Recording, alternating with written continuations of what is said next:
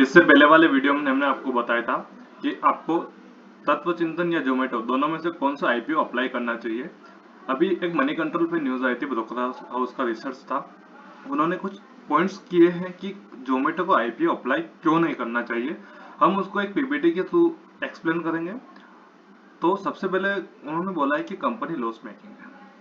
आपको पता ही है कि कंपनी का प्रॉफिटेबल कुछ नहीं है, क्योंकि प्री डिलीवरी और सब देती है कंपनी। उसके बाद कंपनी का फाइनेंशियल अच्छे नहीं है। कंपनी सिर्फ उसके ग्रोथ पर फोकस कर रही है, कस्टमर ग्रोथ पर। इसलिए कंपनी लॉस मेकिंग है, और कोई भी लॉस मेकिंग कंपनी है उसके फाइनेंशियल नेगेटिव रहते हैं। ओके। नेक्स्ट पॉइंट है हमारा कि उसका इनेबलर बिजनेस है। उसका अभी क्या है कि ट्रांजैक्शन इंक्रीज करने पर कंपनी फोकस ज्यादा कर रही है। कैसे? आपको पता है, आपको डिस्काउंट देती है, फ्री डिलीवरी देती है, 1 बाय 1 फ्री देती है, ये सभी ऑफर्स उसमें चलते हैं। कंपनी को इसमें लॉस होता है, क्योंकि जो कॉस्ट प्राइस देती है वो भी कभी कभी रिकवर नहीं हो पाता है। इसलिए कंपनी का एक बिजनेस मॉडल ही ऐसा है कि अभी ग्रोथ करेंगी कस्टमर्स में, बाद में धीरे धीरे प्राइस इंक्रीज करेगी। लेकिन एज ऑन नाउ अभी कंपनी लॉस मेकिंग है, प्लस सिर्फ फोकस ऑन द ग्रोथ है, प्रॉफिट मेकिंग पर नहीं है। और कंपनी एक अच्छी वही है जो प्रॉफिट प्रॉफिट मेकिंग पर ज्यादा फोकस करे। ठीक है। उसके बाद है नेगेटिव कैश फ्लो। कंपनी ने हमेशा नेगेटिव कैश फ्लो में ही चलती आ रही है अभी तक। इसका रीजन है लॉस हो रहा है, क्योंकि डिलीवरी चार्जेस बहुत कम है या ज्यादा है, लेकिन कॉस्ट रिकवर नहीं हो पा रही है। डिस्काउंट हो रहा है, उससे इसका cash flow and net profitability नहीं बैठ पा रही है। कुछ ब्रोकर हाउस का ऐसा मानना है कि FY23 के एंड तक कंपनी प्रॉफिट में आ सकती है, लेकिन as of now company fundamentally अच्छी नहीं है। मार्केट डायनामिक एक ज्यादा फोकस में आ रहा है।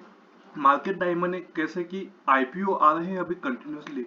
मार्केट में शार्प रैली है, धीरे धीरे धीरे बहुत सारे आईपीओ आ चुके हैं। शार्प रैली होने के कारण क्या होता है, आपका एक अच्छा लिस्टिंग गेन भी हो सकता है, शेयर का प्राइस इंक्रीज भी हो सकता है। लेकिन जिस दिन आपका मार्केट में करेक्शन होगा, उस दिन क्या, उस दिन हो सकता है आपका शेयर का प्राइस 50% से भी ज्यादा डाउन चला जाए। क्योंकि फंडामेंटली मार्केट बहुत एक्सेप्ट करता है लॉन्ग रन के लिए। शॉर्ट रन के लिए आपका ये सब कुछ फोकस में रहता ही है, तो वो बात अलग है। लेकिन आपको ये ध्यान रखना पड़ेगा, जिस दिन करेक्शन हुआ हो सकता है आपका लॉस में चला जाए। ओके। एक और इसका फैक्टर है कि कॉम्पिटिटिव बिजनेस मॉडल।